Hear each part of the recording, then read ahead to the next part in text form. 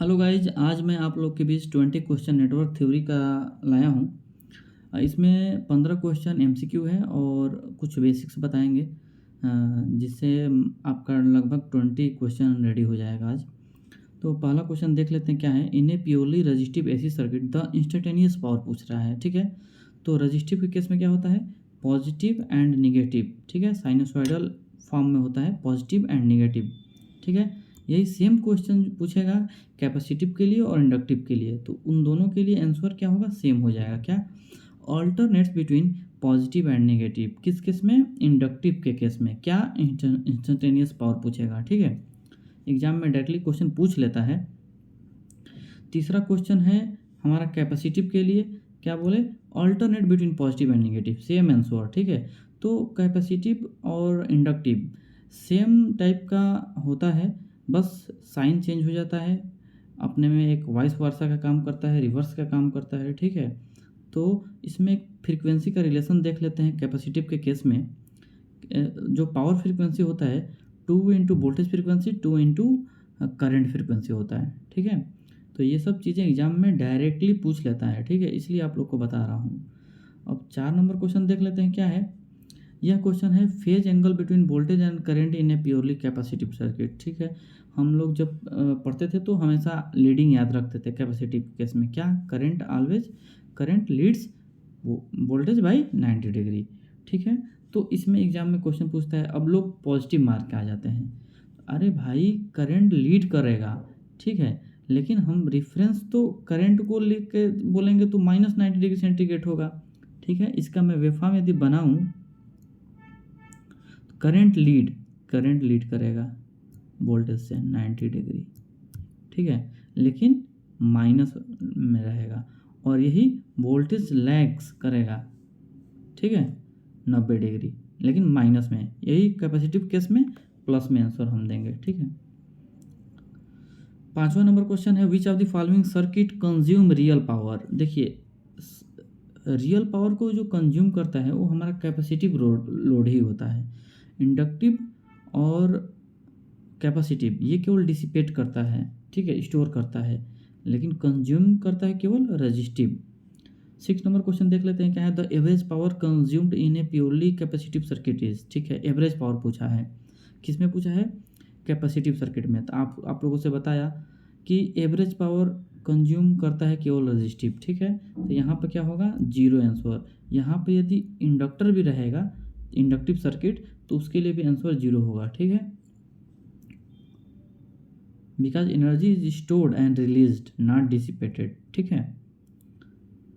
7 number question कर रहा है कि in a parallel RLC circuit at resonance the total current is, total current क्या होगा, मिनिमम। क्यों, इम्पिडेंस क्या होता है, मैक्सिमम। पैरेलल आरएलसी सर्किट में रेजोनेंस के केस में इम्पिडेंस मैक्सिमम होता है, तो यहाँ पर इसका राइट आंसर मिनिमम हो जाएगा, ठीक है।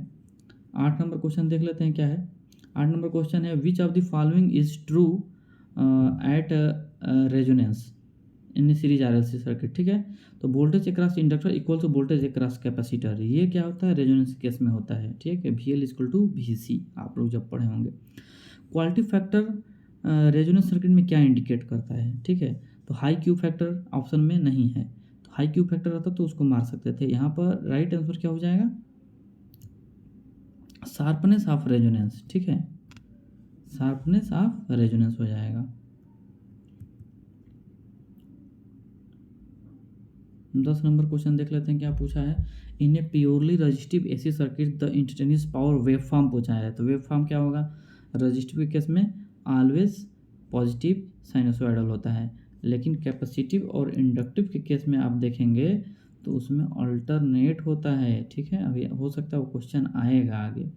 फॉर्म फैक्टर की वैल्यू पूछा है, डायरेक्टली एग्जाम में पूछ लेता है फॉर्म फैक्टर क्या होता है। अरे RMS एंड एवरेज का रेशियो होता है, जब इसको हम इसका वैल्यू पुट करेंगे तो 1.11 आता है, तो इसको याद रखिए, जल्दी टाइम बचेगा एग्जाम में। सीरेस्ट फैक्टर क्या होता है, सीरेस्ट फैक्टर क्या होता है, हमारा पीक वैल्यू और RMS वैल्यू का रेशियो होता है, इसको पीक फैक्टर भी बोलते हैं। तो सीरेस्ट फैक्टर को क्या बोलते हैं, peak factor. Crest factor is used to indicate, क्या इंडिकेट करता है हमारा, डिस्टर्शन और पीकीनेस ऑफ वेवफॉर्म, ठीक है। 14 नंबर क्वेश्चन क्या हमारा पूछ रहा है, which of the following has the highest crest factor typically, ठीक है।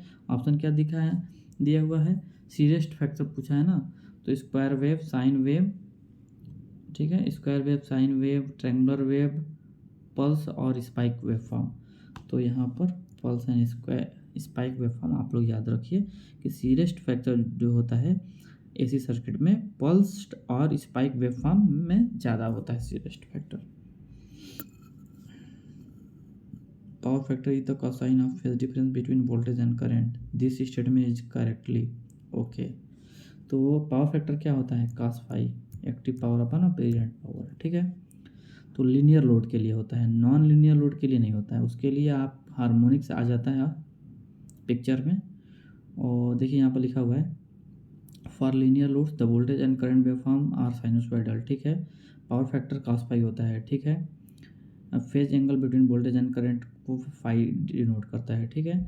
इसलिए cos फाई होता है। तो cos फाई में यदि फेज डिफरेंस कैपेसिटिव और इंडक्टिव केस में 90 डिग्री होता है तो पावर फैक्टर 0 हो जाएगा, और रजिस्टिव के केस में सेम होता है तो फेज डिफरेंस 0 होता है, तो cos 0 का वैल्यू 1 होता है, तो यूनिटी पावर फैक्टर रजिस्टिव के केस में हो जाता है। लेकिन यहाँ पर नॉन लीनियर लोड के लिए पूछा है, ठीक है। तो नॉन लीनियर लोड के लिए जो पावर फैक्टर का फार्मूला होता है, ये डिस्प्लेसमेंट पावर फैक्टर जो कुछ नहीं होता है, ये cos फाई ही होता है। इसमें एक डिस्टर्शन पावर फैक्टर मल्टीप्लाई करेंगे, क्योंकि नॉन लीनियर लोड में हार्मोनिक्स पिक्चर में आ जाता है, ठीक है। मैं कोशिश कर रहा हूँ आप लोग के लिए ज़्यादा से ज़्यादा MCQ लाऊं, और धीरे धीरे मैं वीडियो, अभी इनिशियल स्टेज है तो कोशिश कर रहा हूँ कि कुछ टूल्स यूज़ कर रहा हूँ अच्छा से अच्छा लाने के लिए। तो आप लोग सपोर्ट कीजिए और लाइक कीजिए। जितना ज़्यादा आप लोग लाइक करेंगे उतना ज़्यादा मैं नेटवर्क थ्योरी का क्वेश्चन, कंट्रोल सिस्टम का क्वेश्चन MCQ फॉर्मेट में लाऊंगा, और उसके बाद पहले हम लोग थ्योरी पे ध्यान देंगे, उसके बाद हम लोग न्यूमेरिकल का भी कुछ क्वेश्चंस लेंगे, ठीक है। Thank you guys.